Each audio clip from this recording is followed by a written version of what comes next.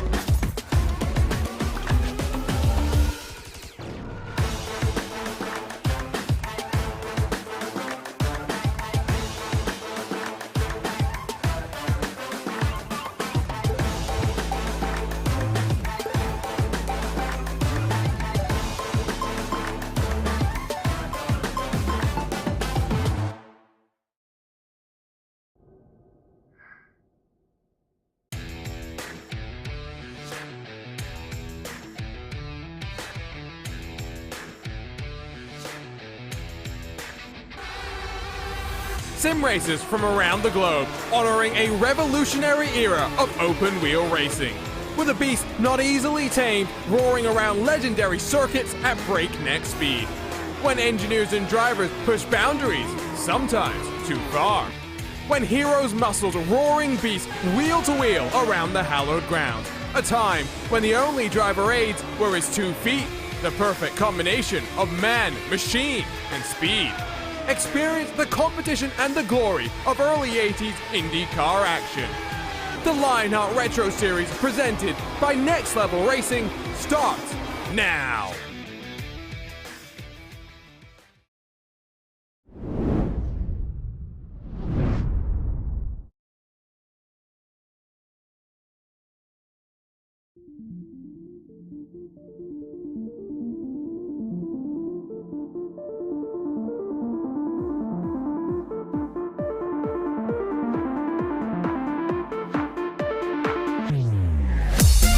Halfway through the 2022 Lionheart Retro Series, the drivers know it's time to kick it into the next gear.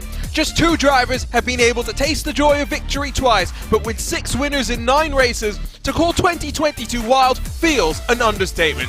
The series heads now to the fastest short track on the planet, a track that can bring even the most experienced to their knees. Welcome back to the Lionheart doubleheader in Iowa. Welcome to the HyperX Iowa 150. Hello everyone and welcome back to RaceSpotTV and coverage of the 2022 Lionheart Racing Series. The Lionheart Racing Series is powered by HyperX, makers of premier gaming gear like the legendary ultra comfortable Cloud line of gaming headsets. Whatever you play, however you play, HyperX knows we're all gamers. My name is Arjuna Kankipati, delighted to be joined once more not by Ewan O'Leary, but instead by the returning DJ Clark. And let's dive straight into our next level racing pre-race show. Yesterday, the IndyCar Series came to Iowa for a 200-mile race. There was a big one. There were some egos that were bruised. Today, the Retro Series steps back into Iowa for 150 miles. And DJ, you know just how cruel and how difficult this race will be. Yes, indeed I do, Arjuna. This is one of the trickiest short tracks you will race anywhere in the world because it doesn't drive like a short track. You've just got to have a little bit of lift coming into the corners in these Lotus 79s and finding that perfect point of liftoff and then the ability to be able to get back on the throttle coming out of it, trying to get a run around here. It's one of the hardest things you will do anywhere. Kicking off the second half of the season. Still a couple new venues to go to, Motegi, the Grand Prix layout, as well as a trip to the circuit, Gilles Villeneuve. 4 races left to go in the season, but it is a lot of familiar names up in front of the drivers in the midst of 3 back-to-back races in this Lionheart Retro Series. Let's talk to you then about your next level racing driver standings. After the double point swing at Indy, Mike Razmas took the point. David Siwa clawed back in 5 points last time by, but Michael O'Brien, finally a winner in the Lionheart Retro Series, jumps in front of his teammate for the MadWorks Motorsports team. The reality is, any of the top 4 have shown the speed to run away with a championship. The reality is now, it all comes down to performances starting tonight. Yes, indeed it does. And don't sleep there on the driver in 5th place here tonight, the defending race champion, David Rodriguez. We're still investigating that fuel tank to see how he made it to the end on that lap of fuel. He could be a real factor here tonight, especially considering he's leading practice as they run. We have a big rookie class, but David Rodriguez is the only one of the rookies to stand inside of the top 10. Let's look at your butt kicker rookie standings. There's almost more than 100 points that David Rodriguez leads from Rodrigo Munoz, who's jumped to 2nd in front of Jim Herrick, who has slid all the way down to 7th, the winner of our first Triple Crown race at Pocono. Plenty of strong names, with 2nd separated from 8th position by only about 43 points. We'll track the progress of these rookies. Of course, David Rodriguez, partial campaign in 2021, full campaign in 2022. Let's talk to you though about the HyperX team standings for the first 7 races. It was all about MadWorks Motorsports. Yes, Graphics LC took 1, 2, 3 at the season opener, but it was consistency that let them run away. But double point swung it back in the direction of Graphics LC. The 1 and 2 for MadWorks Motorsports sees them reach the front once more in your HyperX team standings. Yeah, good one there for MadWorks. They have been challenging the entire series, and we're definitely starting to see a little bit of a breakaway there for Graphics LC and MadWorks. But Raven Lavoie Motorsports certainly in the picture here as well, only about 100 points back, and we have seen from those drivers that they've got the speed to be able to get themselves back up into the mix. And that, of course, led by David Sirra, is a climb that we are not entirely shocked to be talking about. Let's talk then about your series details presented by Gomez Sim Industries. It's the 6th year of the Lionheart Retro Series in year 9 of the Lionheart Racing Series. We're campaigning around the world in the beast of a Lotus 79, built to challenge Grand Prix layouts around the world. We've taken it to some of the finest ovals America has to offer. It always puts on a show. Custom fixed setups built by RaceSpot's own Andrew Kinsella will mean that drivers are required to be changing tires over the course of these races, even with bias ply tires designed to go full race distances. They're fighting for their share of $7,000 in cash and prizes, and your series champion will walk away with the Next Level Racing GT Track cockpit, as well as a Moser Racing direct drive wheelbase and Formula steering rim. 2 Triple Crowns done, 1 still left to go as they fight to become our new series champion, as Aaron Morgan will step aside, and the defending team champions well and truly split themselves up, but MadWorks Motorsports looking to become a lineal back-to-back winners. Let's talk about our Moser Racing event details as we head to the fastest short track on the planet for the 6th time, a staple on the schedule, but one where qualifying well is by no means a guarantee of success. Pole position never converting to HyperX victory lane, and by the same token, leading laps is also no guarantee of victory. Fuel strategy can play vital with 5 races bleeding out into 5 different winners. It's a race where it's difficult to pass, and DJ, you ran in the foot track of David Rodriguez into the closing stages of last year's race. What do drivers need to do if it becomes a fuel mileage game once more? Well, what it really is all about in terms of trying to save that fuel is finding that lift-off point and being able to coast enough through the mid part of the corner and then getting onto the throttle at just the right time to not let it slip away. I had that problem last year following behind David Rodriguez, as well as my teammate at the time, Paul Jenkins, trying to be able to gain a little bit of that fuel. And what David was really able to do is trust the draft. Let that pull you around this short track more and more, and that is the way to get things done. It's an ominous sign that David Rodriguez tops the practice times right now with a 21.75 the benchmark. It's a butt kicker by RSR 1-2 with Valiokas the 23 that we expected to be quick on the road courses, finding some speed on these short tracks as well.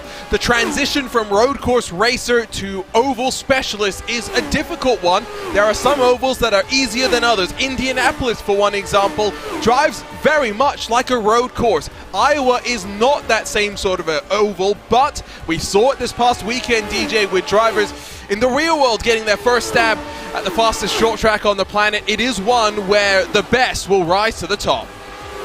Yeah, it really and truly is, because the way to be fast around here, Arjuna, is to take the narrowest of margins. You can see drivers right now working their way up to that high line, almost brushing into the wall, and because of the narrow confines around here, that's how you've got to be able to find speed, and specifically to be able to get that third lane to work up on the high side. I've seen it happen more than once. If you're up on that high side, you can carry momentum around, but you have got to feel the car and feel the track to be able to do it and have the utmost confidence in your machinery.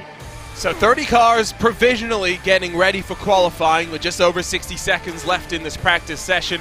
I'll ask you, DJ, do you want to be up front? Do you want to be at the back and trying to mind your business? Because I looked at yesterday's incident. I was obviously on another event.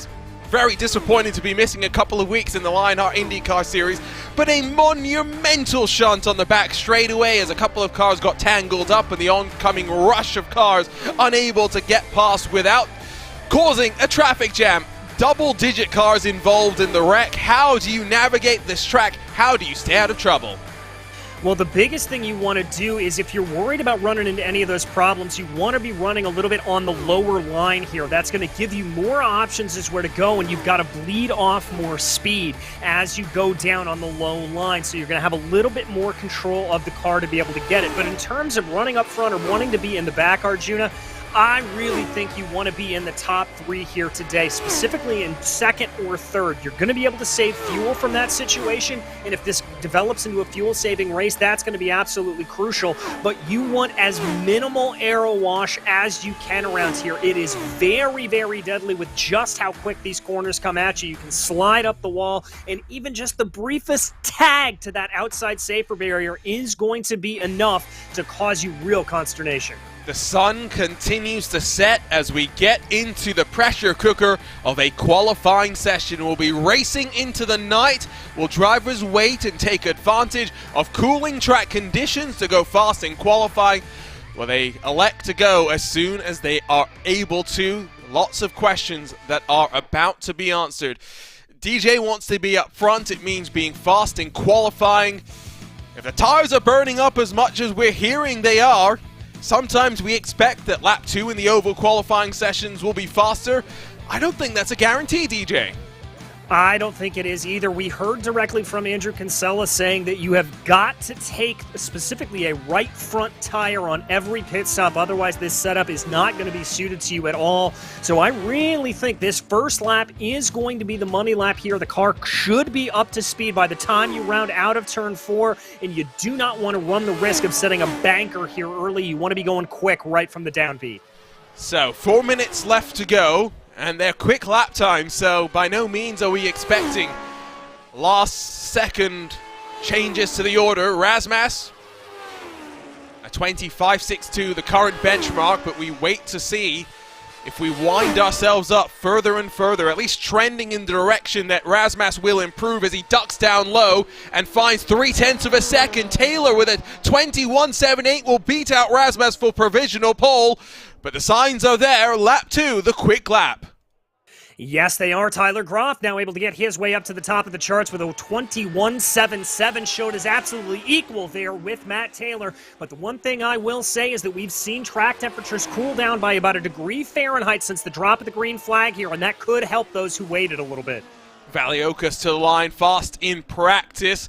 In qualifying, last of those with a lap time on the board. He's got a lot of work to do at a place where dirty air is so important. That is definitely not what he would have wanted to see. David Sirrod, the 99, 7th for now.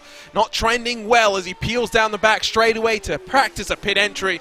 That's qualifying done for the Canadian driver. It's Ricky Hardin that will come to the line to complete his second and final qualifying attempt as the lap times continue to stack up. Hardin will jump up into the top 5, but we wait to find where the defending race winner will emerge. David Rodriguez building up in qualifying. Yes, he is going to try here. It looks like on a little bit of a higher lane. That's going to tell me that he is running here, trying to see if he's able to gather speed, gather momentum, and he certainly looked like he was going for a little bit of a bank lap on that out lap there. Now dives down to the inside, taking the optimal line for qualifying. It was a 26.35, the benchmark 21.77. He's got a lot of time to find, but as Rodriguez comes to the line, a track we expect him to be fast at in qualifying, it's not good enough for pole. It's good enough to jump inside of the top 10. 24 lap times on the board. A couple of drivers emerging onto track. Paul Jenkins will jump to the tail end of the field. Luis Gonzalez Nunez across the line as well.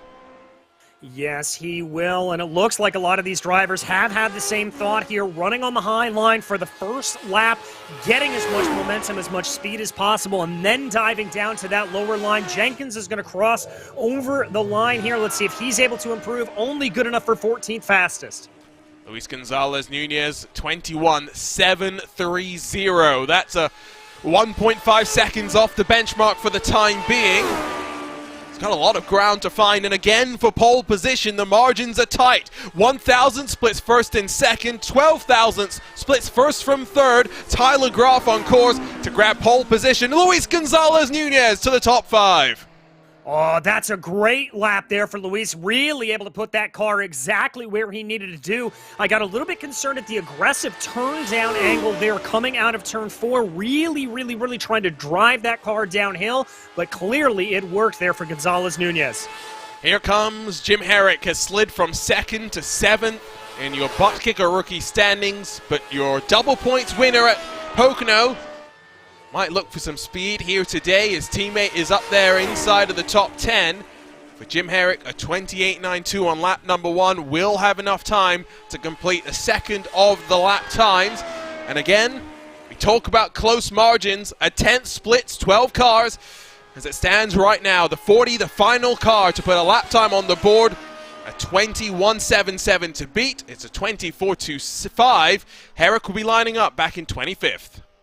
It's going to be a little bit of a hard run there for Jim, but not impossible. As you said, we saw a big incident occur in the middle of the pack here in yesterday's IndyCar race. If something like that happens and Jim plays his cards right, he could find himself farther up by the time the checkered flag flies. And that was your Next Level Racing pre-race show, but with qualifying in the books, Go Fast time has come to the end.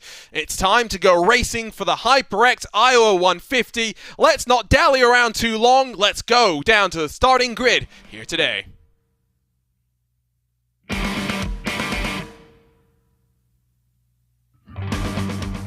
It is career pole number 1 for Tyler Graf, who puts the 98 at the front of the field. He'll lead us to the green alongside Matt Taylor in the MadWorks Motorsports number 8. Chris Lanini and race-winning Michael O'Brien will share row 2, while Luis Gonzalez Nunez and Mike Rasmas line up 5th and 6th positions. Rolling from 7th will be the white and turquoise of Mark Cohn's 39, Craig Forsyth on his outside, Ricky Harden, Gabe Wood complete the top 10. David Rodriguez, the defending race winner, has some work to do from 11th. He'll roll alongside with Alex Guyon, behind them David Sirra and Rodrigo Munoz. From 15th, we see Paul Jenkins in the 35, Richie Hearn in the 70 alongside with him as teammates battle from row number 8. Luke Daniels, who's got lots of support here today, rolls from 17th, Chris Fowler to his outside. Mike Rigney and Trevor Malone complete the top 20 with Cody Wenzen and Robert Mikes behind them. Cristobal Valenzuela 2/10 off the pace with Chris Staples in 24th. 25th sees Jim Herrick and Hugo Gallus getting ready to rumble. Valiokas second in practice, but 27th in qualifying. The final car with a lap time on the board, Jake Wright, Danny Roberts, Brett Accord make up the rest of the top 30. As we get ready to push off here at Iowa, the field will streak down pit lane. Fortunately, a couple of pace laps to get their temperature into the tires, to build up the nerves of steel that they will need to survive the roller coaster that is any race here at this track. As always, featured onboard cameras to walk you down through. Let's start with Paul Jenkins and the Gomez Sim Industry onboard camera. Makers of high-end esports equipment and controls, visit GomezSimIndustries.com. Next up in the Next Level Racing onboard camera, it is Mike Rigney. Take your racing to the next level. Visit nextlevelracing.com. And David Siwa, 13th on track, will carry the HyperX on board. Whatever you play, however you play, HyperX knows we're all gamers, and HyperX is always ready to game. It's going to be a tough one here today for the drivers to survive and hold on to their machines. Getting to the end will be task number 1. 172 laps of racing, 60 laps our estimated fuel window. Already the math stands out to you there. DJ, we aren't too far away from a fuel-save race. No, we certainly aren't, and with that fuel-saving race in mind, I've got to tip my hat here to little bit to the 11th place driver of David Rodriguez. He is a master on fuel-saving. Watch out for that number 10 car starting in the mid-pack. I think you've got to make sure you count Michael O'Brien. He's won now on a road course. Can he do it on the oval? Of course, haven't seen too many of the short tracks this season. We'll head to the Worldwide Technology Raceway at the very end of October, New Hampshire round 2. The last time he went true short course racing, but this is Lionheart. Competition, commitment, excitement. We're ready to rumble. We're ready to get underway with the second half of your 2022 Lionheart Retro Series. The Gladiators are stacked up for 150 miles in the cornfields of Iowa. We're underway with the HyperX Iowa 150.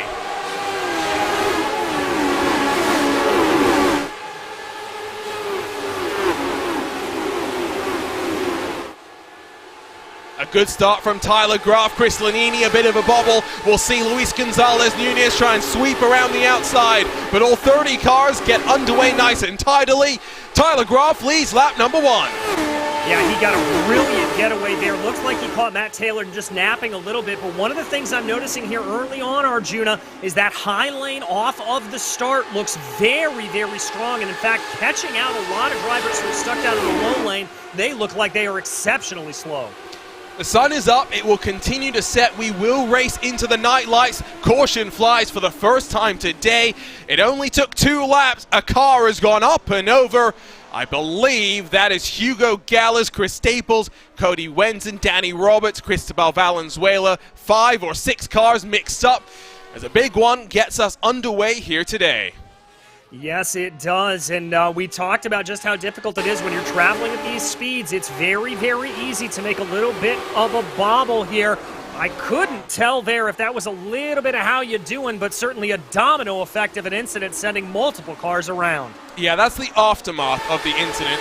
The initial part does involve Chris Staples, who looks down low and just overcommits to the 63 of Cody Wenzen, who pays the price. The one going up and over Oh, that's a hellacious little lick, I tell you, for Hugo Gallas in the Backfire Motorsports, number 84. Let's look from up above, and let's try and break this one down a little bit more. You'll just see the look down low, the commitment. The move was never on. No, and I think there, if Roberts really wanted to get that move a little bit better, he should have really gone low there to absolutely send the car into the corner and try to get a little bit closer down to the apron and send what we would kind of consider to be a slide job there. But instead, he commits to a little bit of a higher apex on the track, and as a result, he washes up very early. So Danny actually was involved in a second little bit of contact. Let's ride with him, and you'll see the incident in front. He tries to dive down low. I don't want to blame him necessarily because he saw clean air and he tried to go for it, but going through a wreck and not slowing down maybe sufficiently caused the chain reaction that took out a couple of other cars. So caution flies early, interrupts the tempo of the race, and immediately what do we start thinking about? Fuel saving. Very much so, and one of the strategies that you can employ here is to run the cars in a little bit of a higher gear. Now, that's not going to save you a whole lot of fuel, but it could be the difference that you need to be able to make it to the end and to not. Also, if I were sitting back in some of the farther back positions at this point, if I was Valiokas, Accord, Wright, Robert Mikes, any of those guys, I would think about actually coming in right now, and even though we've only been on track for a couple of laps here, just getting a top off of fuel to be able to run maybe a lap or two longer into the stint. Only cars involved in the wreck so far have come down onto pit road.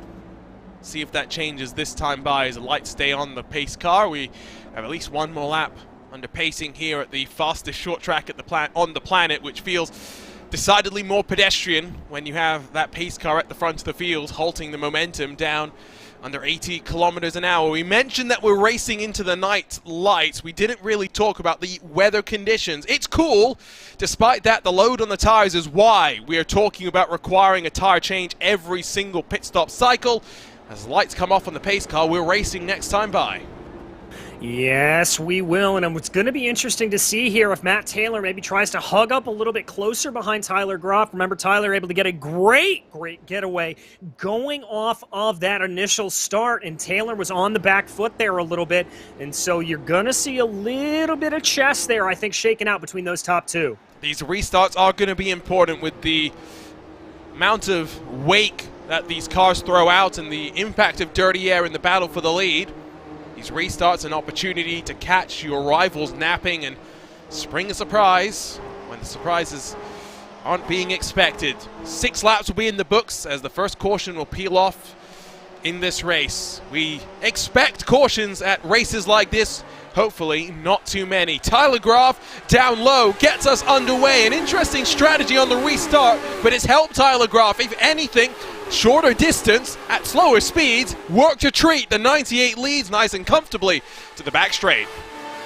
Yes, he does, and it's looking very, very strong there. But again, we're seeing the momentum not favoring the low line here early on. We watched Luis Gonzalez-Nunez losing out there to Michael O'Brien. O'Brien riding high, carrying momentum through the corner, and that helps keep his top speed up around the outside. You say it doesn't work, but I think Mark Cohn just threw a move down low on Chris Lanini in the 92, the 39 working forward.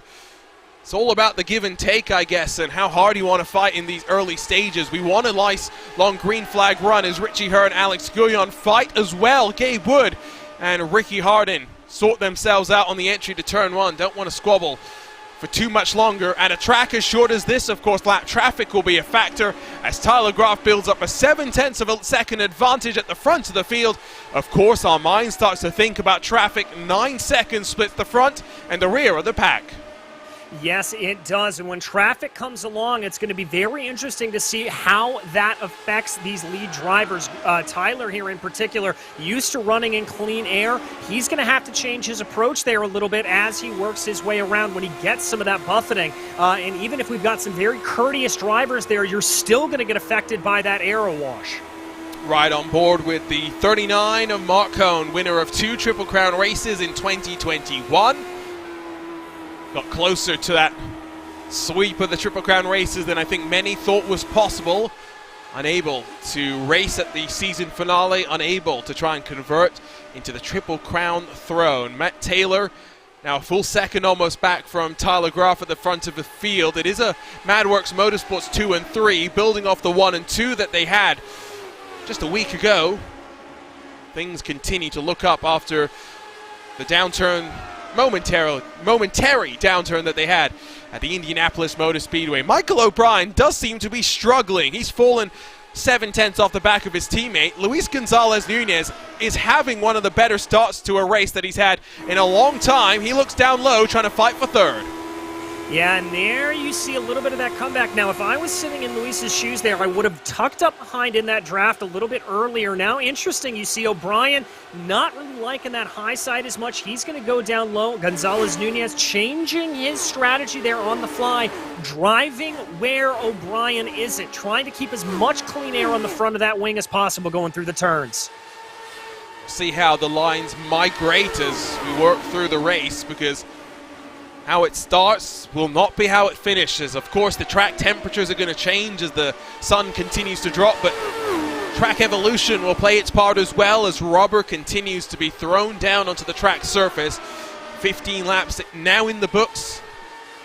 Our best lap time of the race so far at 25.83. It's not a shock to hear that it was the man out front that used the clean air to punch in that benchmark. Tyler Graff now a 1.2 second advantage, well and truly in control of the field. 30 took to the green flag. 4 are confirmed as out of this race. Jim Herrick, Cristobal Valenzuela, Chris Staples, and Hugo Gallas have pulled into the garage. Cody Wenzen is still trying to go, albeit he's having to come back down onto pit road now, already 1 lap down.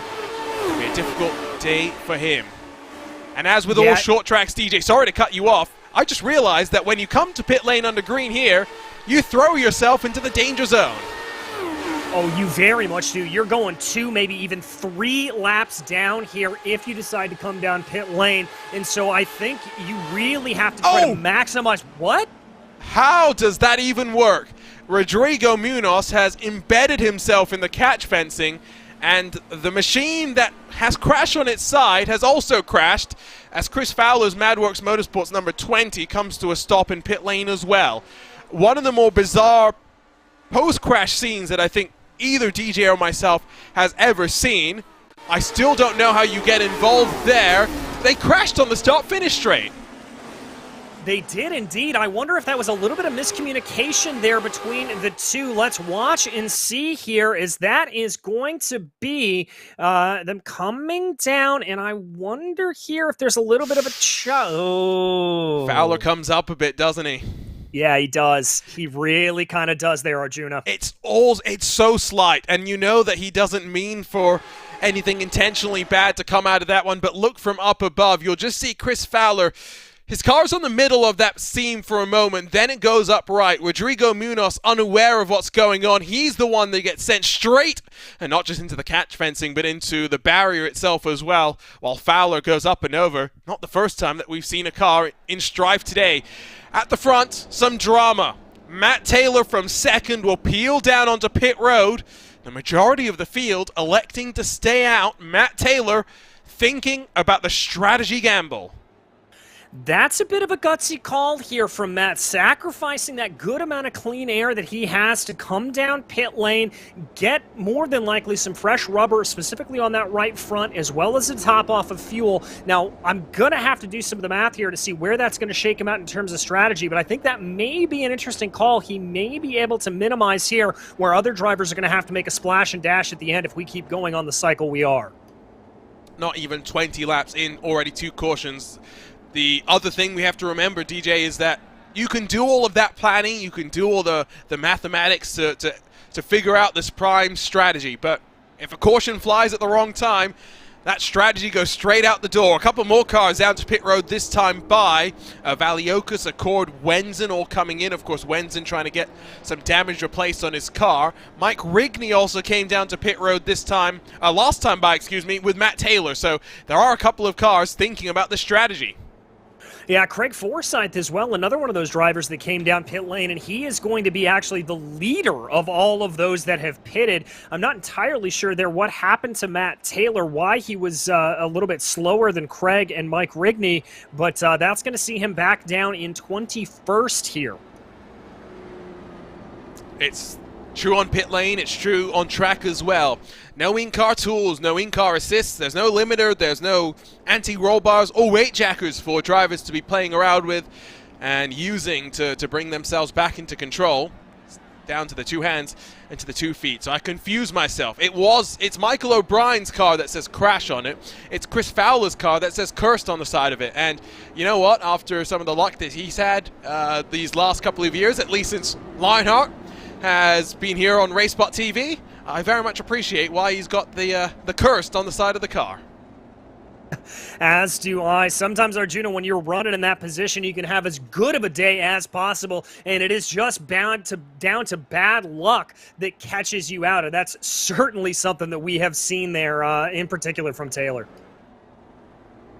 Cautions breed cautions. Well, I said that a strategy play might be ruined by a caution, but at the same time, these short runs interrupted by the slower pace conditions of yellow flag running sometimes make it difficult for drivers to stay in the rhythm. From your experience last year, DJ, in these cars, how difficult was it to stay focused, stay dialed into the task, even when things get a little bit rough? Thinking of a certain Motegi race last year.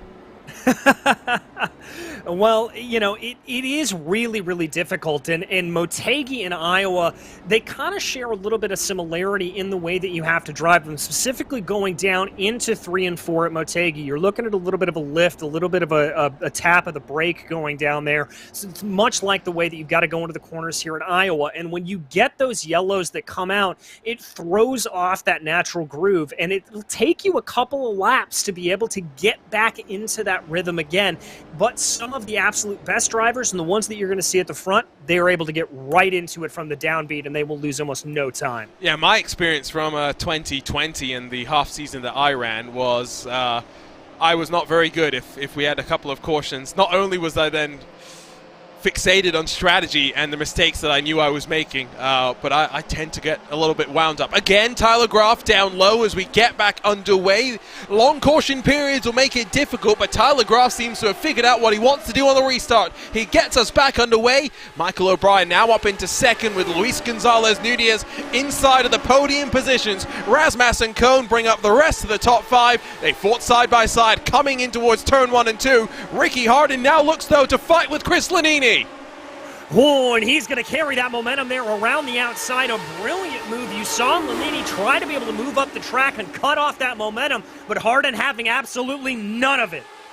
They got to be careful that they don't fight too hard and let those in front break away as we look rearwards from the number 7. Rodriguez, the high line. Lanini down low, and the RSR by Butt Kicker car powers its way forward into 7th spot. Richie Hearn has been quietly working his way into the top 10 as well, plus 7 into 9th, while Jake Wright, after an end-of-line penalty from 28th to 14th, it's a long way to go in this race, yet to come down on towards pit road. Mark Cohn will look down low on Mike Razmas, not able to get it done just yet. No, not yet here, but Mark's going to try to continue that line all the way around. The one thing he's got to worry about is he doesn't want to be running too low, too aggressively, too often, or he's going to cause even more wear to that right front tire, and that's certainly going to be a detriment later on in the stint. Still not being allowed to slide on through as Graf will go faster still. A 414, excuse me. Now a full 1 second clear as Cohn will slide up in front of Razmas. O'Brien still feeling that pressure from Luis Gonzalez Nunez, hunting for second, and the 14 has found his way on through. Luis Gonzalez Nunez next target, Tyler Graf in the race lead.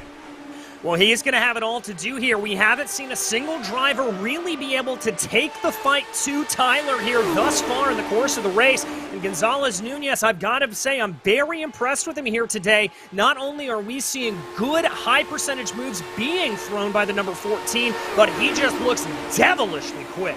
You said it, it's the high percentage moves that are the important ones. He's been trying, but he's not throwing everything at the wall. He's trying, and when something knocks at the door and opens it, he'll go for it, and now able to start pulling away as O'Brien defends from Cohn and Razmas behind. The question of lap traffic will be thrown in the air once more.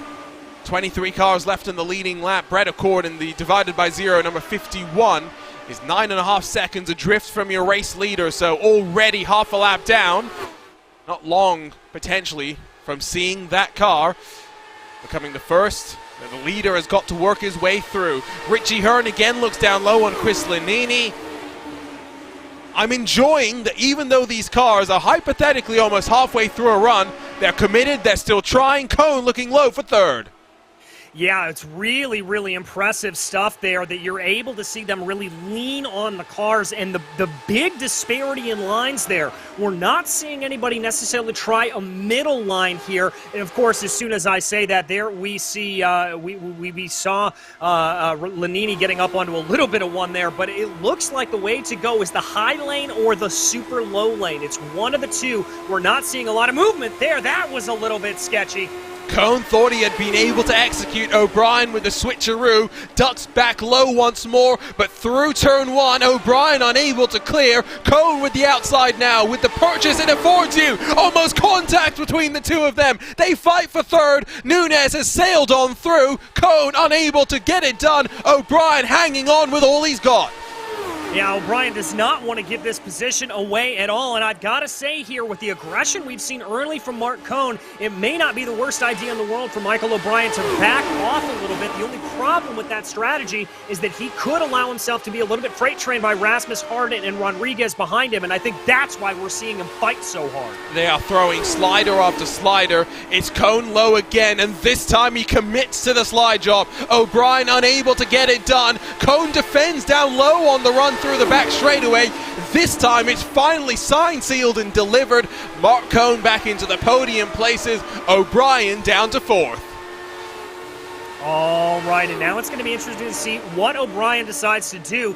He's going to bring that car up onto the high line, trying to take advantage of some of the clean air that runs around that. But Mike Rasmus behind him, I think, looking very, very eager. He is quick, and he is able to follow directly in the tire tracks of O'Brien. Remember, fuel window about 60 laps, and we know that tires are going to be struggling once we get to the end of the stint. Mark Cohn faster still than Tyler Graf with a 23.33. A full tenth of a second quicker than your race leader. Don't count out Cohn from working his way forward. It's going to take a lot of work, though, for him to overcome the challenge that dirty air will provide. A pit stop window will open in 20 or so laps for those that did not dive down onto pit road. That means the top 15 will throw themselves into a difficult situation. But it should be noted, DJ, that the first car to a pit is almost a full 10 seconds adrift from your race leader. Yes, he is, and that's some of the gamble that you throw here by pitting in a little bit earlier, pitting off sequences. You do not want to become a lap down around here. Very, very hard to be able to fight back to get that. And you can see this little battle starting to shape up with those drivers that pitted. Because remember, you take on a little bit more fuel, that is going to weigh the car down, and these cars are very, very sensitive to heavy fuel loads. So Gabe Wood, the first of those cars. There you see him across the line already. The leaders in towards turn 3 as Cody Wenzen still trundling around trying to get the car back into racing condition. But I think that's going to be a task that even the best of the mechanics that we have here in iRacing are going to be unable to get done. Tyler Graf is losing ground. A rocket of a short run car. The long run pace, not where it needs to be. Luis Gonzalez Nunez, once 2 seconds back, is now only 8 tenths behind and closing all the while. Yes, he is. And again, very impressed here by Luis. And he's been able to open up about a 1 second advantage between himself and Mark Cohn. So he has got just the outright speed to be able to chase down the leader and pull away from those behind him. It has gone in single file now as well, throughout the field. It's not just isolated at the front. There aren't too many moves going on. Settle into the rhythm. These laps will tick on by. Short track racing is unlike anything. It was fascinating hearing from some of those real-world drivers this past weekend who got their first taste of Iowa. The likes of Romain Grosjean, Callum Ilott, even Christian Lundgaard. It sounded like pod racing in Star Wars. Pretty apt analogy, especially when you throw in the lap traffic. Yeah, most certainly. I mean, you are constantly working the car around here. This back straightaway that you're on, it is barely enough time to get maybe 2 or 3 breaths in. By the time you work your way down into 3, there is absolutely no respite for any of these drivers out on track. Facility that's only, 17 years old, 15 years old if you, factor in when it was actually opened rather than when they started building it, but it's about 30 miles east of Des Moines. It hosted our members of the Lionheart Racing Series this past weekend as they finally got to do what they've been waiting to do for a couple of years. A tradition that the community had was a meetup at the Iowa Speedway during the race weekend for the NTT IndyCar Series. They were able to do it for a doubleheader of racing. Some nice moments and memories for drivers that have, for a couple of years, been relying on sim racing to meet up every couple of weeks, able to do it in person once more. I saw a request for a Luke Daniels update, and I regret to inform you that Luke Daniels, yes, he's up 4 positions into 13th, but he's in a difficult spot. We'll put it that way, DJ. Hasn't come down pit road, only 2 cars behind him on the same strategy. Yeah, and that is a difficult spot to be in for sure. Definitely farther back in the pack. But as we've seen, there's plenty of time left to play out in this race. Luke might be doing just a little bit of fuel saving here, adjusting his strategy a little bit on the fly, as will be some of those drivers around him, particularly Paul Jenkins, maybe one to watch out for that's trying to adjust it. But we do have a little bit of side-by-side here pretty close by him. It's for 21st position, and if I'm Matt Taylor, not only am I concerned that my strategy call to pit has thrown me in with the tail end of the field, behind him come the race leaders. There's only about 3 seconds of separation between Taylor and going 1 lap down. Yes, he'll get the laps back as we cycle through the pit stops that will open up, the pit stop window opening up in 15 laps time or so, but it's not where Matt Taylor will want to be, we'll put it that way. No, it really, really is not. What he has got to hope for here at this point, and what he is banking on, is a yellow to come out between the time that he stays out and the leaders come on down pit lane. Other than that, if he goes a lap down here, that could certainly see his standing fall well down through the field, and that could be a death knell here to the driver. So will it be a hero or zero strategy call? We'll wait and see for the MadWorks Motorsports. Number 8, under half a second for the race lead. Luis Gonzalez Nunez is a man that is determined not to be stopped here today. It's just his 9th appearance in this Lionheart Retro Series, but we did see him compete in Speedway and IndyCar Series competition last year. We know he can be aggressive, he's been calculated so far, and the long run speed is one to behold. As they emerge into the thick of lap traffic, will the maturity bear through here? Nunez closing bit by bit. Very, very close behind, and you notice they're picking the lane on where he wanted to go. If he wanted to follow Tyler all the way through the corner, or if he wanted to keep up a little bit closer behind some of that lap traffic. Nice to notice they're coming off of the corner. Look how he's diving down to the inside. Not really going for a pass there, but what he's doing is trying to get as much clean air onto the front of that wing as possible, and boxes in Tyler Graff. Nunez to the lead. That is a high IQ move. The lap traffic will be Luis Gonzalez Nunez's best friend. He takes the race lead and leads lap here at Iowa in the thick of the lap traffic. From here, it's now going to be about continuing those smart moves. What a heads-up call that was. He saw Tyler Graf checked up behind the pink and black machine up on the outside line. He didn't need to be asked twice. He went down low, he stuck his nose there, and now looks to put Matt Taylor one lap down. Next level play there from Luis Gonzalez Nunez. That is exactly how you have to think about strategy in terms of where to put the car when you are driving on an oval, no matter what the size. I am very, very impressed here by the number 14 tonight. It's what we want to see, is now he's the one that builds the separation. It's Cone and Taylor, Cone and Graf, excuse me, 3 wide for a moment with Taylor up high. Cone thinks better of it. That is another bit of heads-up driving. O'Brien goes fastest now with a 22.36. The toe is helping them wind up these lap times, albeit slightly. Graf goes defensive, gives dirty air to Mark Cone. He's starting to feel the pressure. The pole man down to second, and now losing ground to your leader. Well, and that's another heads-up play there from Tyler Graf, being able to give that dirty air to Mark Cone. I wonder if he's been kind of keeping an eye there on how aggressive Cone has been driving. Remember, we talked about that earlier, some of those very, very aggressive moves, and there we see it again, running down on the low side. That's going to put a lot of abrasion on that right front tire. And I think Graf recognized that and wanted to give a little bit of how you doing there to Mark. I think we expected this race to be mostly about the battle and strategy. We didn't think it would be a pass for the lead that might be the deciding moment of the race.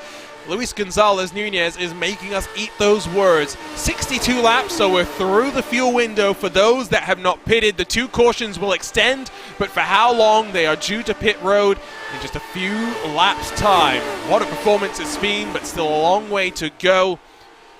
Movers and shakers left side of your screen. Jake Wright, of course, the biggest of them, plus 14. Richie Hearns also plus 7. It's Matt Taylor, the big loser, minus 19, and now 1 lap down, albeit on the contra strategy. We wait to see how the paths will sync up once we reach the checkered flag of this race. In your mind, is Mark Cone in danger of being dropped by Luis Gonzalez Nunez here, TJ? I think both he and Tyler are, with the pace that we've seen from Gonzalez Nunez just absolutely scything his way through the field. I would be a little bit concerned if I were Mark Cone, and I maybe want to try to get a little bit more aggressive here, but I think the biggest problem, and you can see it right there coming out of the corner, just how much wheel Mark had to put into it. I think his tires are getting to the point where they're a little bit shot, and it's going to be a lot harder to control that car. It's going to be getting very, very tight, and I think the chances for him to get a move here on Tyler Graf coming down to slim to none. The right front will be burning up. Remember the history of this race. Never as pole position one. Never as the driver that has led the most laps one. It's all been about those that can survive the scramble and put themselves in the right place at the right time. We're on course, at least for the time being, for 6 winners in 6 different races here at the fastest short track on the planet. Winding up towards the halfway mark of the race, the sun continues to set. The night lights are not yet the main focal point of the drivers. The last vestiges of orange still peeking up from over the horizon. And the gap for the race lead is now up and above a full second. It's not just the long run pace that Luis Gonzalez Nunez has, it's that traffic management as well. Still plenty of traffic to work their way through, especially if we go green from here to the end. Yeah, but here's the one problem. On that charge on his way up through the field, he wasted a lot of fuel, and so he's now going to come down pit lane, the first of your leaders to do it. It looks like Tyler Graf's going to follow him in as well. That's not surprising considering just how much clean air he was running in. Remember the other factoid about this race.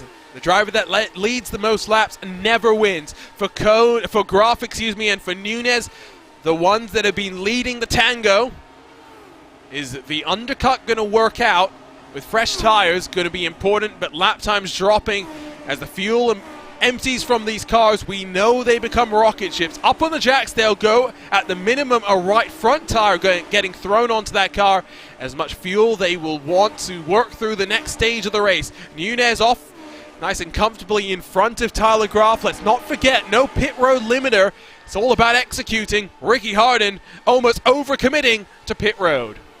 Yeah, very, very tricky, especially when you're coming in on such high speeds here on a tight oval. And the other thing to keep in mind here is it's a little bit of a unique pit entry. You have to commit coming in before turn 3. That has been a staple rule in the Lionheart series, in any of the series. And so that slows you down a lot more. You are not able to get a late commitment into the pits, and so that means your delta time coming in and out a lot later. Interesting there from Harden. I don't think he took a tire. He did. It was the front car of the car that jacked up, which I thought was interesting. The rear not going up at all, so if they're taking the tire, it's the one and only tire that we thought they may need.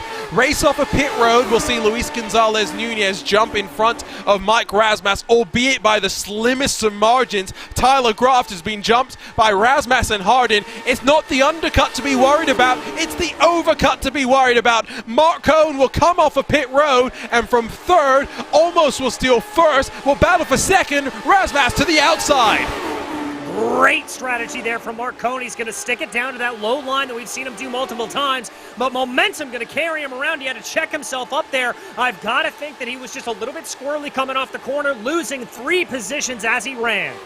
Overcut maybe not working perfectly for Cohn, but it will be about the pit road time. He spent 36.2 from the entry of pit lane to the exit of pit lane. Luis Gonzalez Nunez 35.9 for Razmas and Harden, despite the fact they spent just as much time in the box as those around them.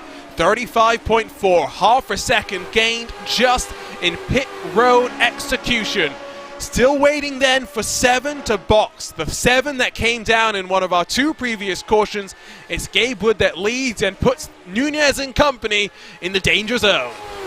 Exactly, and this is the point of the race where these drivers that have already come down, they are praying, they are begging, they are hoping for a yellow flag to come out to be able to get them on the correct strategy.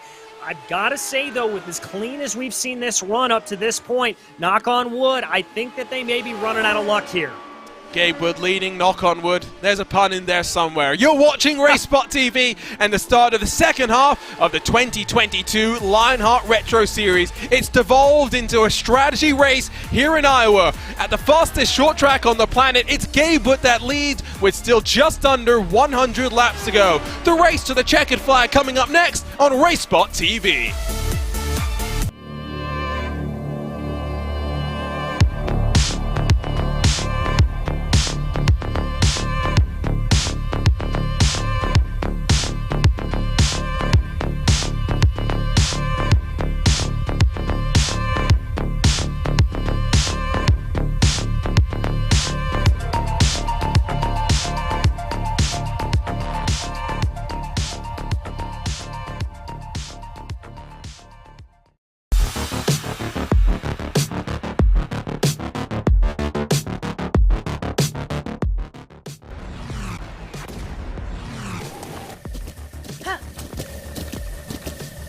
With the Butt Kicker Gamer 2, what you see and what you hear is what you feel. Butt Kicker. The future is feeling.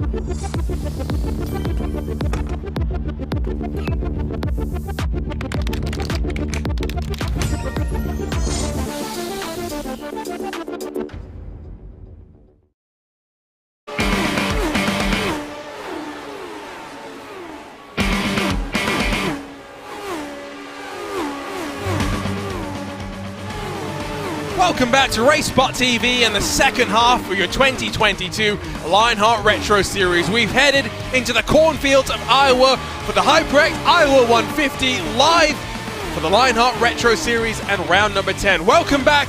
After a quick commercial break, the pit stop flurries have opened once more as those that pitted under our second caution of the day fly down to pit road one more time. My name is Arjuna Kankipati, joined not by Ewan O'Leary, but DJ Clark. And DJ, Iowa is always fascinating. It's a race where we expect cautions. We've seen 2 so far. The reality is we could still see many more. We very well could, especially as we continue to go on into the night here. As these conditions continue to change, it's going to take drivers a lap or two to maybe get used to things as tire temperatures start to vary a little bit, and as the track temperature continues to drop down. That could be what throws a driver just a little bit out of whack, loses that little bit of grip, and sends them, unfortunately, out into the safer barrier. So Matt Taylor will roll. Interesting gamble for the number 8 to have pitted from second on track when no one around him committed to pit lane. I think it's fair to say it's not worked out the way that the MadWorks Motorsports number 8 would have been hoping that it would have. As we wait for Trevor Malone to come down to pit road this time by, it will promote Luis Gonzalez Nunez back into the lead of the race. Never has pole position converted to HyperX victory lane. Never has the driver that has led the most laps ever converted to HyperX victory lane. For Luis Gonzalez Nunez, he wants to break at least one of those records as he searches for first career victory across of the Lionheart Racing Series. Yes, indeed, and he is putting on a clinic here at this point on just how to do it, being able to build that gap up to a full second here at this point as they run, and he is now back into the lead of the race. You see him losing a little bit of time there. That is courtesy of some lap traffic in front of him, namely in the form of Danny Roberts there with the damaged wing. About a second back to Michael Rasmussen, who has got Ricky Harden, Tyler Groff, Mark Cohn chasing him down. Michael O'Brien then sits in 6th position as he's clear. Craig Forsyth in the number 53 4D Sim Racing machine. I tell you, what a good time it is then to bring up our Moser Racing driver profile. Craig Forsyth has had his health issues so far in 2022. Raced with hand controls for at least a couple of races. Might still be racing with hand controls. And while in his 23 career starts, he's only got 4 top 10s and 3 top 5s to his name. He is heading next time out to the track that he's seen the most success at. We go super speedway style racing at Michigan. Forsyth second in 2021. In Michigan, such a tricky track to get right, not necessarily because of the difficulty to drive it necessarily, but because you just have to have so much situational awareness around you. You're often running 2, 3, even 4 wide around that place, and you've just got to be in constant tune with the cars around you. So being able to pick up a podium there is no easy feat. At least if they're not 5 wide like they were at Motegi last year, we'll be okay. The reason I keep bringing up Motegi as we near our return to the unique oval there is I want our drivers to remember, DJ, what happened the last time that we were there, and to make sure they're a bit smarter this time around, because it was, if not the biggest wreck I've ever seen, one of the biggest wrecks that I've ever seen. Yeah, and strangely last year it was one that I wasn't involved in, which was a real interesting feat last year because I think I was involved in most of the bigger wrecks over the course of the season. There is a wreck. It's fair to say DJ was not too far away from it, unfortunately. Lap 95 of 172, so give it about 15 laps or so. The window to get to the end of the race will open. All drivers will require that additional pit stop from this point forward. 30 took the green, 22 still out there on track. Only 19 left on the leading lap. Matt Taylor, Danny Roberts, Trevor Malone, the 3 that have yet to come down pit road. Still Craig Forsyth and Richie Hearn continue to dice it out. Richie Hearn with plenty of real-world experience when it comes to American open wheel racing. Never, at least at top-level competition, competed at Iowa.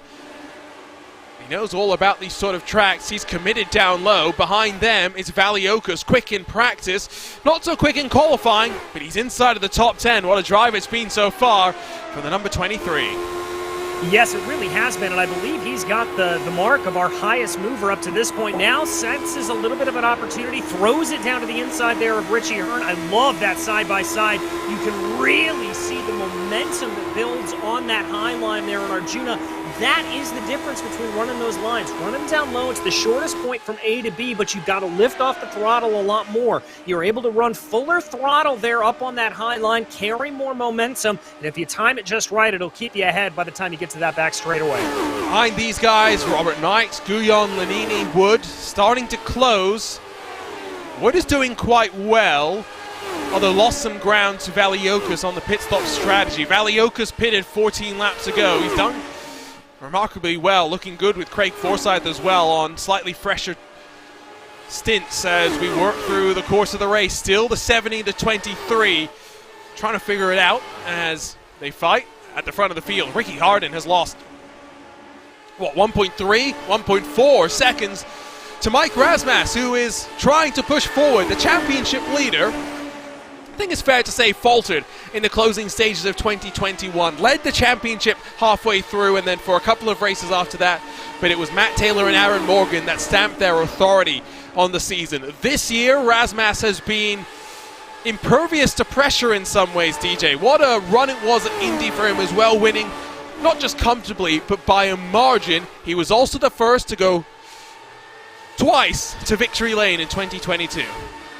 Yeah, certainly was, and it's really just a calm, cool, and collected run over the course of this season for Ricky Harden.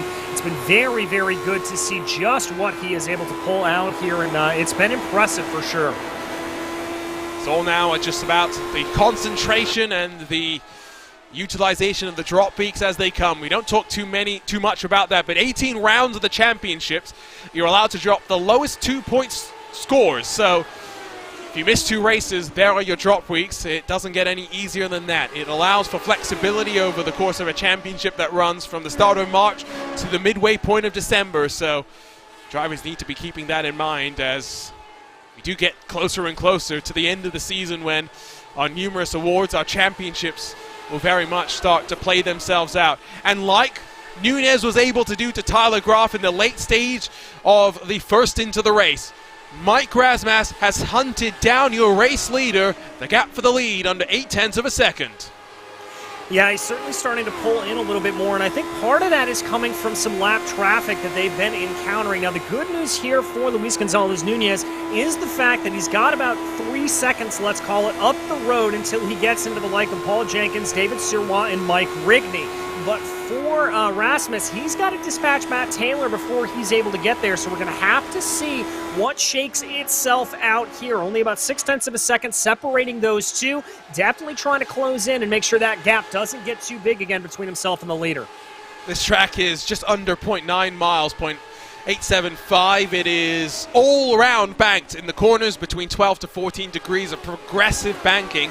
10 degrees of banking on the front straight, even this back straightaway, 4 degrees. There is no rest for the weary at this track, and not much opportunity if you're struggling to get a bit of a break. Enjoy a little bit of respite like you might at some of the road courses we've got coming up. For example, Twin Ring Motegi, a couple of long straights there. The Circuit Gilles Villeneuve, straight interrupted by chicanes. It's basically how that track is designed. And Richie Hearn will get in front of Craig Forsyth. Valiokas will try and go through down low as well. The 53 loses 2 spots in 2 laps. Well, and that's so often what can happen here at Iowa, Arjuna. You get past there, you have to lift out of the throttle a little bit. That's going to jack up your momentum, and I think Forsyth might have gotten a little bit friendly there with the outside wall. Power looks okay, at least on the right front of it, but he has lost a little bit of ground. Those are the scares that these long runs can sometimes lull you into. That would have woke Forsyth right up. Maybe a change of pants needed when we get to the end of this race. Daniels, Rodriguez, Rigney throw a blanket over the trio. 14th place, they fight 2 of these cars, maybe even 3 of these cars. It's fair to say you would not expect to be here. Rodriguez, the defending race winner. Rigney, a multi-time winner in the series. And Luke Daniels, who over the last couple of rounds has been starting to find his groove, starting to just survive and get to the checkered flag. Yeah, indeed, but whoa, careful there, boys, as they think about going 3 wide there. And that is David Rodriguez, your defending race winner, looking very, very aggressive and really liking that super high lane, carrying that momentum. That's going to propel him by Luke Daniels right there. Now, as they go, Daniels is going to try to fight back a little bit, but I think this is position to Rodriguez. For Luke Daniels, the highlight of the season is undoubtedly the pole position that he had for our butt kicker Indy 250, the second of the Triple Crown races. Had some good speed there as well. It wasn't just pacing qualifying, it was consistency over the long run, but involved in one of our many wrecks at Indy. Finished down in 24th, very much not the result that I think the speed would have warranted. It's all about bouncing back from those sort of disappointments, though. How do you put yourself in the positive mindset that winning sometimes requires? Razmas at the front had made up some ground, but is stuck behind Matt Taylor. You don't expect the number 8 to make the 68's life any easier than he has already. No, I don't think you do, and at this point for Matt Taylor, he is just once again in that same position that we saw him before the previous round of pit stops. He wants to stay as far ahead in the field as possible in the hope that there will be a yellow in between the time that the leaders and that second group comes out. So he is under no obligation, nor is he under any necessity to get out of the way. Moment there for Razmas, who had to breathe out of the throttle, coming off of the banking, almost ran himself into the wall. It's closed the gap to Ricky Harden. 3/10 split second and third. Tyler Groff half a second back in fourth as the pole man tries to get his way back onto the podium steps. 6 cars split by 3.5 seconds, and then a big 7-second deficit to Richie Hearn. As it stands right now, if we went green from here, even factoring in the strategy battles, it's hard to see this being anything other than a 6-way fight.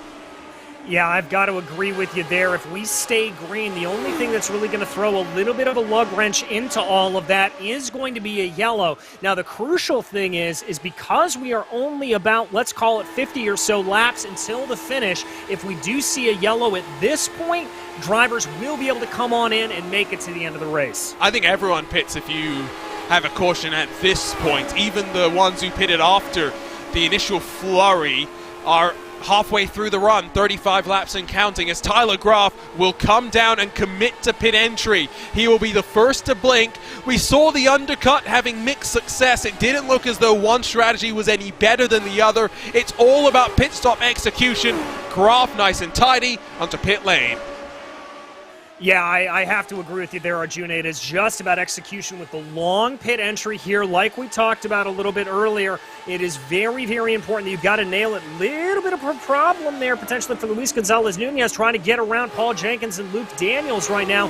Able to get through some of them okay, but that is a whole flock of lap cars that he's having to deal with. He lost a good 2-3 last time by. Loses more ground now as Razmas within 7/10 for the first time in maybe 20-odd laps. At the line, the gap is 8/10. At least in lap times, the difference not borne out to Razmas, but 3/10 slower than Mark Cohn was the number 14. Still checked up behind Paul Jenkins in the Aero X Elite West Racing number 35. Nunez will try and clear himself and almost spits himself up into the path of the number 35. Might be able to get it done through turns 1 and 2. A little too close for comfort in the race lead. Very, very close there, and that is not what Luis Gonzalez-Nunez needed to see, and that indeed cost him a couple of tenths of a second back to Mike Rasmus. Now, Rasmus is going to have to be able to clear up through this traffic, but that is a very, very sketchy place to be able to be. So there is Tyler Groff in the midst of some fighting behind him. He is 20th spot, the last car 1 lap down. Let's see what the fresh tires are going to be able to open up for him in terms of working through the field. Forsyth jumps in front of Valiokas. I would assume that Valiokas getting freight trained right now, not losing just 1, but losing 2, as Lanini will slide down his inside for 8th. Still a good run for the number 23, that RSR by Butt Kicker car, up 18 spots so far. Yep, up 18 spots. That's a fantastic run there for Valiokas, really showing the speed that we expected to see from him earlier on this season, as now he brings it down pit lane. Might not have that oval experience, but he's got a good teammate to learn from in the form of David Rodriguez. Again, nice and tidy to pit road. Maybe could have been a little bit more committed, but you don't want to make the mistake. That gives you the pit road speeding penalty. Valiokas learnt the hard way at Watkins Glen after putting it on pole position. Nunez will continue to lead, putting cars into the danger zone as one by one they trickle down to pit road. Nunez in this time around. Yep, he called it out there coming out of turn 2, and your leader in the number 14 going to bring it down pit lane here. Looked very cautious coming into the lane, and that's exactly what I would be doing in this situation, Arjuna. Not trying to push too hard, but just keeping everything nice and under me. How cruel would it be to lead all of these laps, to put in the performance like this at a track where it's notoriously difficult to pass? For the 14 team Sim Race 24/7 car to end up anywhere other than HyperX victory lane. Good entry into the lane for the 14 as again up goes the front of the car, 7.4 seconds stationary, almost a full second quicker than Tyler Graf. Good signs then for him as Nunez will emerge on track and now has got to get focused. 3 seconds clear of Tyler Graf, a good cycle for the 14. Very good cycle there for the 14. We're going to have to see, though, where the rest of that field comes out in relation to him and see if the likes of Ricky Harden or Mark Cohn or even this guy, Mike Rasmus, are able to get a little bit of a jump there on Luis Gonzalez Nunez. O'Brien trying to work through some lap traffic. It's not as easy as you think. That gap between Nunez and Graf is closing, now under 1.4. Remember, if that right front is being changed, it might not be where it needs to be in terms of pressures, in terms of temperatures. It's a factor to be thinking about, that is for sure. Where is Nunez, where is Rasmus in comparison? Now Rasmus almost looks as though the rear of his car went up as well, but it's not a terribly long stop for him. It's 7.4. He's off of the lane in front of an RSR by Butt Kicker Machine. Where is Luis Gonzalez Nunez? It looks like Gonzalez Nunez is coming out of turn 2 right there. Did he lose time? Yes, he did. Rasmus up into the lead. You can see, though, how slow Rasmus is as he builds that momentum up. The gap closes now to Nunez in the 14, who's got time to fight back to the front in terms of laps, but not on the clock with an estimated 13 minutes left to play in this HyperX Iowa 150. Ricky Harden, Michael O'Brien, the next cars to come onto pit road. Execution, execution, execution. It's so easy to say, it's so hard to do. Yes, it very much is, and I can confirm there, Arjuna, that Rasmus took 4 tires. He took all 4 tires, at least there, well, at least 2, the rear end of the car, getting up onto the jacks as well. So it could take here a couple of laps for those tires to really get into the maximum operating window, but he'll have more to fight with by the time this race is done and dusted. And 7 days on from career victory number 1, Michael O'Brien is the net leader of the race once more. The overcut got him out in front of Mike Rasmus. Now we wait to see where Mark Cohn will feed out in the pit road extravaganza that is playing out at the fastest short track on the planet. There goes O'Brien on the runs through turns 1 and 2. Cohn into the box, nice and tidy. This is where the lead will be decided.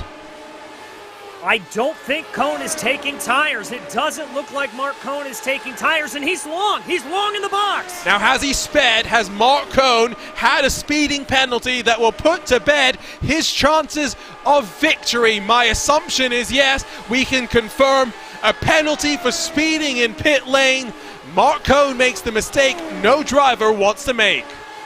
Oh, and I have been caught with that penalty. Ricky Harden! Sorry to cut you off, TJ. I was sitting here blissfully thinking Michael O'Brien was on course for career victory number 2. But Ricky Harden, through the cycle of pit stops, is a full 2.5 seconds clear of the 45. Ricky Harden leads this race. My goodness gracious, how did he pull that one off? A brilliant pit strategy there from Ricky Harden gets him out and into the lead of the race. Execution, and I think just finding the right pockets of air.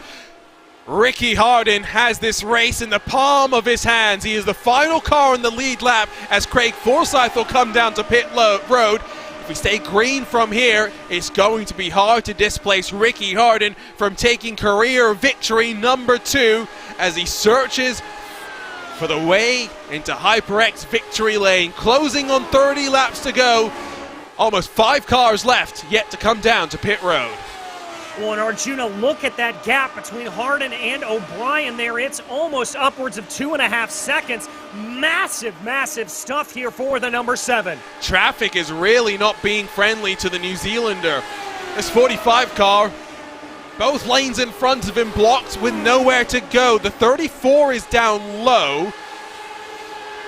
How do you navigate your way through this mess? Trevor Malone is on the same lap as O'Brien, but does require a pit stop to get to the end. My oh my, 30 to go. Ricky Harden continues to build up the gap. Danny Roberts will come down to pit road. O'Brien knows he's got to go. Yes, he does. He has got to get very, very aggressive here. He dives down to the inside there of Trevor Malone, trying to get by it. But again, that high line looks like it's playing out, and it does look like Sirwa and Guyon there directly up ahead of him, making life very, very difficult, preventing any clean air, getting to the front nose of the number 45. And Mark Cohn's speeding penalty drops him to 21st. He is back out on track trying to salvage a result in the 39 Avatar Order Racing with Graphics LC machine. Still Malone making life extremely difficult for Michael O'Brien as he'll look down low to try and work past one of your Raven Lavoie Motorsports machines. As they're tucked up on the high line, Malone unable to clear himself just yet. We wait for Gabe Wood, Mike Rigney, Matt Taylor, and Trevor Malone to come back down to pit road. It is stretched out behind them. Guyon and Sirwa will swap around as the teammates continue to bottleneck up Michael O'Brien. Still trying to get the purchase off a corner that he will need. The gap grows lap by lap. Ricky Harden now 3.3 seconds clear. Remarkable stuff here from Harden, and I think I heard Gabe Wood saying he was going to pull off and come down pit lane here any moment, so that's going to leave 2 drivers up at the front of the field who have yet to stop there. Whoa, that got a little bit hairy there as we watch O'Brien try to work his way on by Trevor Malone and the 08 there of David Sirwa. It is starting to pick up, I tell you. I feel in the air there's a caution lurking around the corner. For Ricky Harden, it's not what he wants to hear. Gabe Wood will come down to pit road. Now just leaves Rigney and Taylor in front of Ricky Harden. 24 laps to go. Harden just has to stay out of the wall. It's as simple as that. No one else really has the speed right now to be able to close. Time lapse ticking down, running out for those behind. Across the line once more. Taylor to pit road. Harden now into second. All right, so here we go, and then there were only a few left as we continue to tick down here. 23 laps to go there. As you said, Arjuna O'Brien trying to put everything that he has into this car to get himself forward, but he still has 3 bits of lap traffic between himself and your leader here of Ricky Harden. He's finally done it, but now might, I think, be worried more about Razmas from behind. Start thinking about the points fight. Will Michael O'Brien jumped up in front of Matt Taylor in the point standings after the victory last time out. Now to close on David Sirwa, now to close on Mike Razmas in the 68. Rigney will enter onto the access road, enter down onto pit lane. Ricky Harden inherits the lead of the race with just 21 left to play. He's got to hold on. It would be a victory 672 days in the making. Harden takes the point once more. Yes, he does. Up to the lead, and crucially 4.5 seconds up the road from Michael O'Brien. That is absolutely crucial. O'Brien fighting tooth and nail to try to get by Jake Wright here at this point, and it just doesn't look like he's able to get it. Going to try to go to the inside there, but I think Wright's going to carry momentum on the outside. It's up to 4.5. Continues to climb. 4/10, just the last time by. Mike Rigney emerges in 11th. The last car on the lead lap. Cole may be working out for him. He gained 8 places with the offset cycle. Very different story for Matt Taylor. Boxed 3 laps earlier than Rigney. He's lost 7 places from where he started. The call to box in the second caution of the day not being maybe the wisest call, but Taylor will get in front of Lanini. Now looks to try and close to Craig Forsyth. The best that Taylor can hope for, 7th here today. Yeah, that's really it. Taylor just having a rough run courtesy of that early stop. But I've got to say, to be able to recover up to 7th there is a pretty good run, although he is fighting it out right now with Chris Lanini. Yeah, it's not easy. Gabe Wood behind them. Rigney closing on slightly fresher tires than them, at least marginally. A fascinating race, that is for sure. The last bits of orange still poking up from over the horizon, but it is the night lights that shine down now on Iowa. They shine bright on Ricky Harden. 17 to go. 6 winners in the first 9 races of the season. Only 2 becoming repeat winners in the form of course, Matt Taylor and Mike Rasmussen, 2 of your championship hopefuls. Only 1 double points race is left to go. It is our season finale, but you cannot discount anyone who is still in the mix for the championship. It's been a wild 2022 so far, DJ. We're not expecting the second half to be anything different. No, I certainly think we're not, especially some of the wild cards that we get thrown up in the form of Montreal and Motegi GP like we talked about earlier. The return to the Motegi Oval is going to be absolutely fascinating. Michigan next week out. All of these tracks have the potential to throw up some real surprises here in West Arjuna and just make this all the more electric, if that's even possible. David Sirach continues to frustrate Michael O'Brien, but pinched down low might now give the opening for the 45 to go on path. Came into this race second in the championship. We know Sirach's strength on road courses. Definitely has found speed on ovals. Today has not been one of the easiest days by any means for the 99. Fighting now with Paul Jenkins for what is 14th position. Valiokas in front of them. Might be something that they're thinking about trying to get up towards in the closing stages of the race. In 5 previous years, only once has this race finished under caution. Only one other time has the margin of victory been greater than 1 second. Are we there? Are we at the moment for a caution to spoil the party, to make it a dramatic finish in this HyperX Iowa 150? Who knows here, Arjuna? 12 laps to go. We talked about the changing conditions with things getting cooler and cooler. Thankfully, track temperatures have stayed relatively calm here at this point, but we never know what could happen, and there's still a battle on here for 4th place between Luis Gonzalez Nunez and Richie Hearn. And even if it's not the victory for Luis Gonzalez Nunez, we've got to commend him for the pace. The history, the statistics were not on his side. The driver, the car that has led the most laps, never been the one that has walked away with the checkered flag. He had the dominant car in the middle part of the race. There is no disputing that. It's the call on strategy that might not have worked in his direction. There are plenty of positives, though, to be taken for Luis Gonzalez Nunez as he revs himself up for the second half of this season. His average finish in the first 8 races that he's been part of in this competition, 23rd. This is the turning point. Very much so, and it can take just one of these results to be able to go and get yourself onto a good run, especially with this being the halfway, over the halfway point in the season. I think this is a massive new leaf for Luis Gonzalez Nunez. Fantastic. I want to throw you under the bus and ask what happened to you after your turning point of a finish at the start of the season, but I feel like I've already said enough and I already feel very bad. But the reality is, even with a stacked rookie class, this competition has never been higher. It seems year on year, this Lotus 79 intrigues its drivers in a different way to the IR18 or the DW12 that the IndyCar and the Speedway Series challenge their drivers. It's a driver's car, and that's why these drivers are out there on track enjoying this experience, and ultimately the fact that the championship is split by just 20 points halfway through says it all. Last year it finished dead heat on points, went to count back, confused us all, that is for sure. 5 laps to go. Mike Rigney's day will come to an end, but Ricky Harding continues to shine bright. 5 to go for your race leader. Yes, indeed. With a 4.5-second advantage here as he comes up behind some more of these lapped cars. He doesn't need to push too hard to get around him. And rest assured, Ricky will know that. He is just going to be keeping calm here and keeping collected and not pushing that number 7 outside of his bounds. I wouldn't, frankly, be surprised if he just chooses to hold back here for the next 3 laps and lets those lap cars run ahead of him. Let's pick up a look at what happened to Mike Rigney, how his race has come to an end. And you'll just see it's a lazy slide up into the wall out of turn 4 and in front of Michael O'Brien as well. Yellow flag! Now, is the race over? Has Ricky Harden won? Because with 3 laps to go, the caution is out.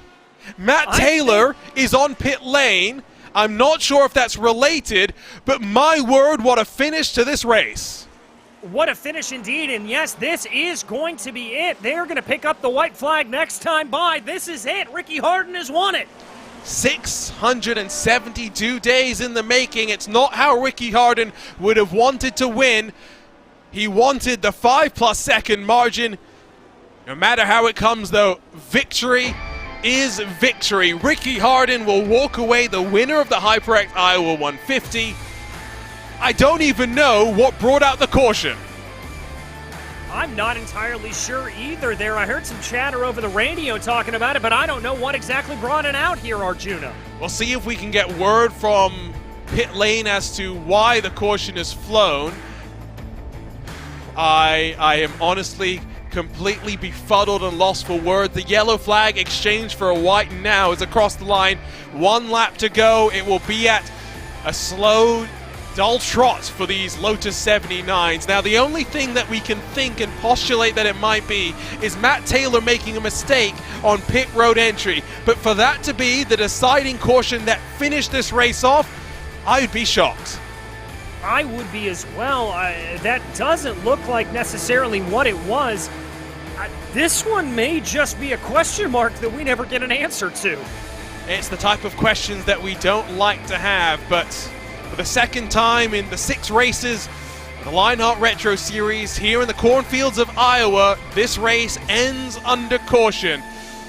Lots of questions to be answered about why we finished the way that we did, but one thing is not there to be decided. Ricky Harden, 672 days after a victory at Michigan, wins for the second time in his Lionheart Retro Series career. He wins your HyperX Iowa 150. A dominant drive at the end of the race, conquering the fuel window.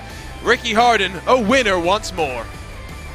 A great run here for Ricky. That really being decided on some brilliant pit strategy there. A little bit of a friendly bump there from behind. Everybody on the radio is very happy for Ricky here at this point to be able to get this second career victory. And Michael O'Brien, after the win 7 days ago, continues the momentum, second on the track.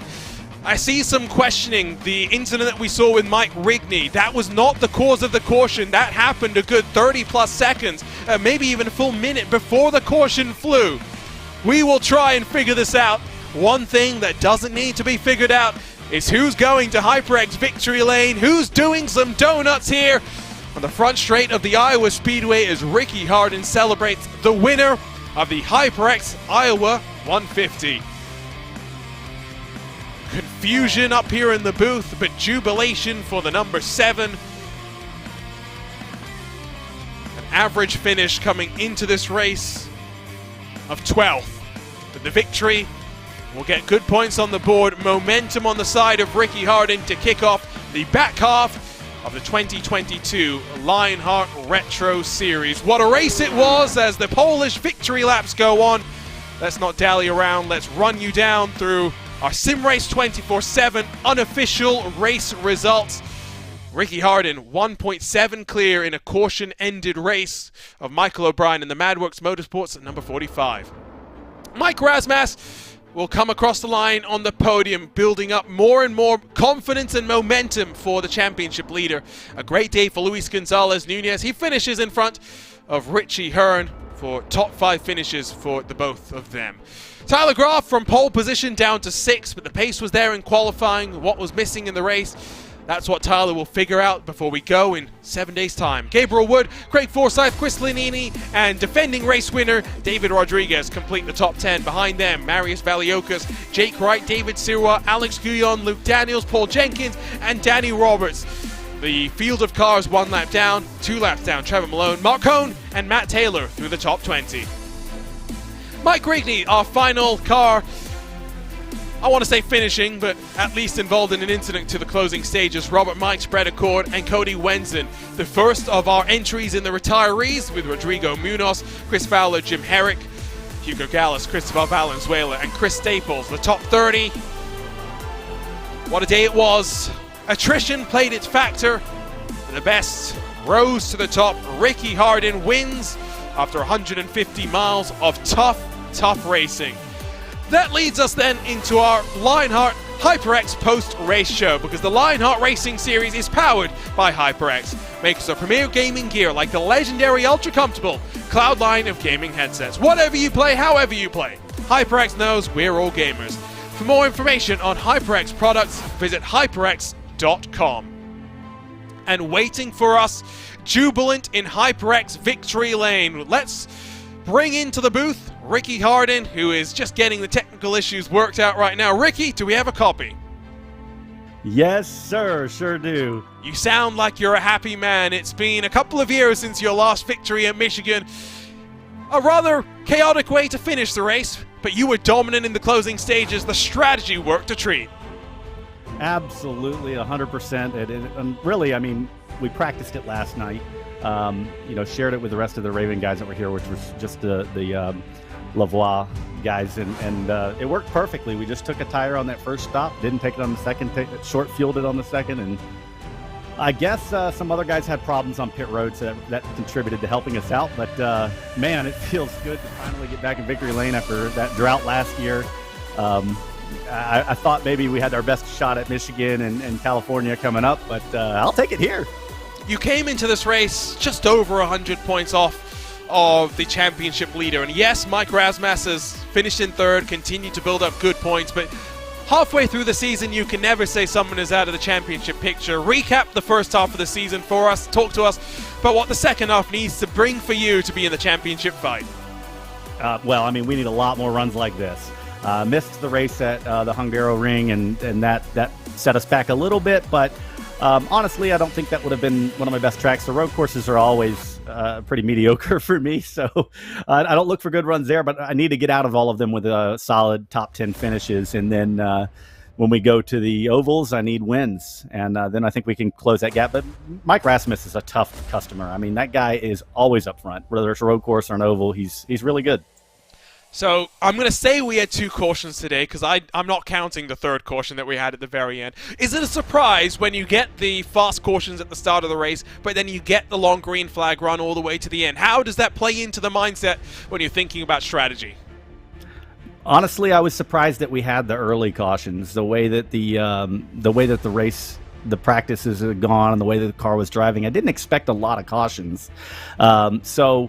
It didn't really change my strategy. I was surprised when Matt Taylor hit pit road on that second caution. I said, I guess he's hoping to trap everybody laps down if it comes down to, a caution, a well-timed caution for him. But the odds of that are not good. And not only that, you're back in that traffic, and it's just awful back there. About 672 days since that win at Michigan. You're a winner once more. Congratulations, Ricky. Enjoy this one. What a great race it was. Woo, I will. Thank you guys very much. Appreciate everything you do. And Ricky will be looking to go for win number 3 at Michigan in just 7 days' time. Well, a winner 7 days ago, Michael O'Brien, backs up that performance, this time on an oval. Michael, a good race from you. At one point, I thought you were the net race leader. That final call and the final cycle of pit stops just not working in your favor, but what a good race it was for you. Oh, man. Yeah, absolutely. I'm very happy with the P2. I'm into these oval races just aiming for a top 5, really, and yeah, this is awesome. Really, congrats to Ricky. He just played that right. He got through traffic well. He kept his tyres well. Just couldn't catch him. It did look like you were struggling a bit in the first couple of runs of the race, you know, interrupted by cautions. Were you tempted at all to follow your teammate Matt Taylor down to pit road? Because I think we were surprised to see him go. Did you ever think that maybe banking on another caution was the call to take you to the end? Yeah, my early run pace was really bad. I'm not really sure why, but he came back at the end. Yeah, Matt went big on his strategy. Really, he needed a caution. If he got a caution, I think he very well could have won this race. He's been really good on his tyres, but didn't go that way for him, unfortunately. Another oval coming up. We go to Michigan in 7 days' time.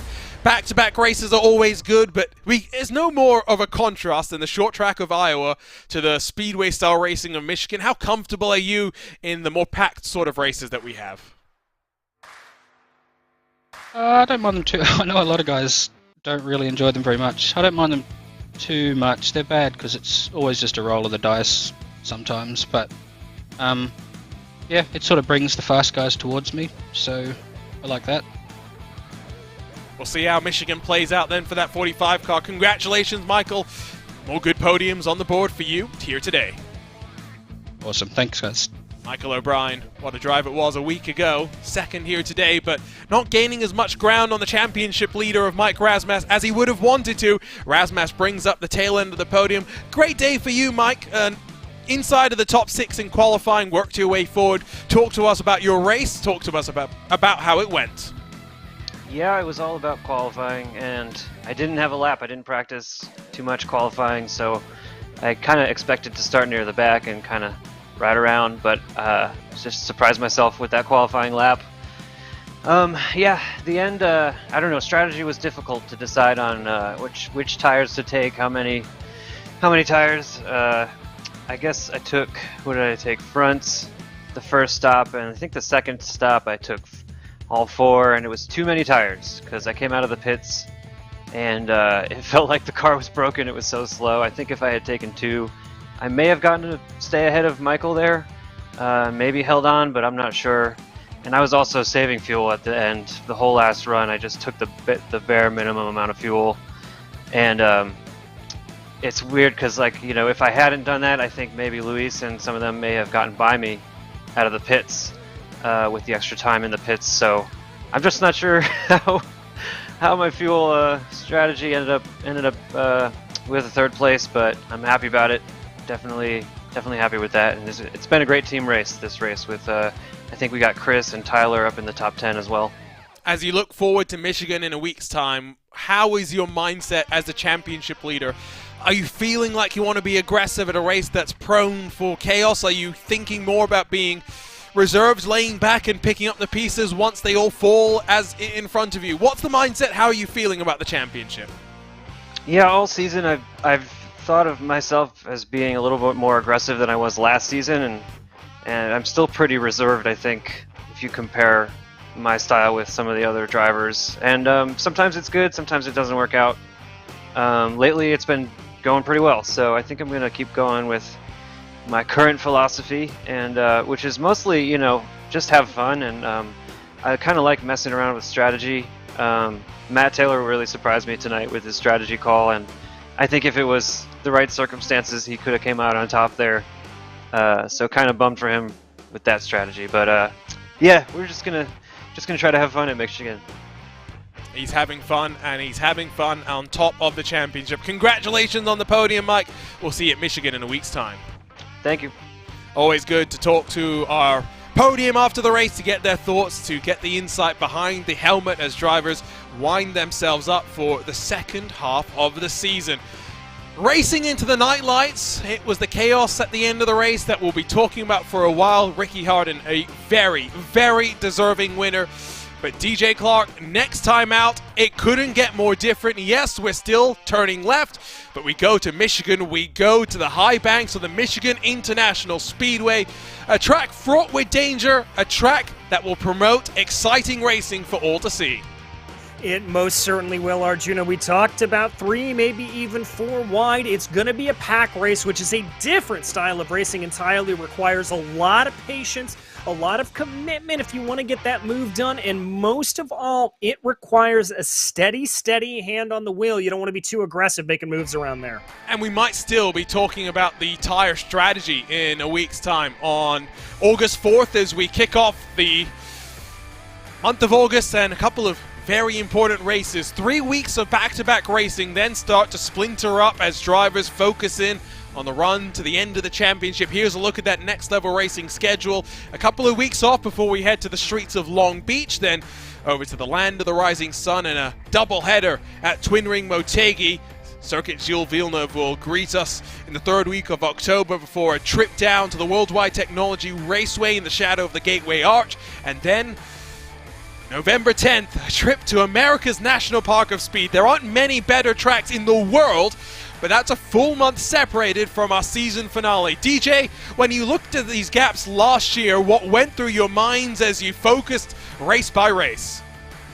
Well, as you start to look to these gaps, you frankly want the gaps to shrink down a little bit. You want to get into that rhythm and being able to constantly be on it. I think when you get in some of those long breaks, you can lose a little bit of focus, Arjuna, sometimes. And so we're going to have to see how that affects these drivers. For some, they compete across of the suite of Lionheart competitions. For others, it is going to be important to stay on hand with the task at hand. But before we say goodbye, we need to thank those that make all of this possible, starting with the title sponsor of the 2022 Lionheart Retro Series. Next Level Racing is an industry-leading cockpit and motion simulator manufacturer devoted to creating the most immersive experience possible for the global sim racing community.